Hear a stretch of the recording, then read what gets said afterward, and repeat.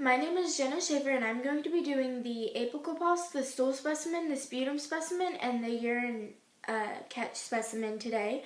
It is April 13th, and it is exactly 3:35, and here is my TCAT ID badge. So to start, I will start with the stool specimen. To do that, you would identify your patient and explain the procedure. You would put on gloves and provide for privacy. You would then explain the use of a hat to the patient and explain that you cannot put paper or void into the hat.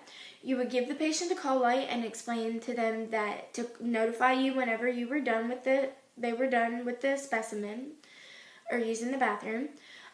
Once they notified you, you would put on clean gloves and assess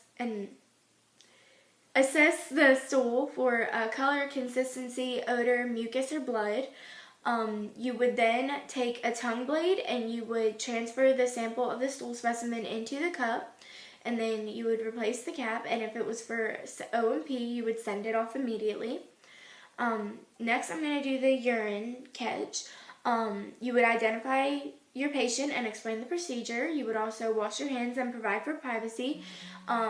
For this, I'm going to pretend it's a woman patient. So for her, you would have her clean her hands, and then you would give her 2 towelettes.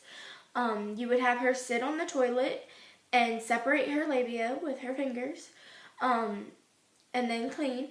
And then you would have her start to void and explain to her that once she has started to void, place the cup in the stream of the urine and fill it up until the marked label on the cup.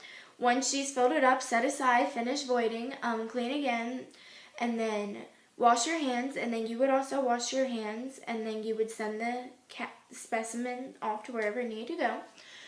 Next is the sputum, and for that, you would identify your patient and explain the procedure. You would explain to the patient that the specimen needs to be coughed up from the lungs.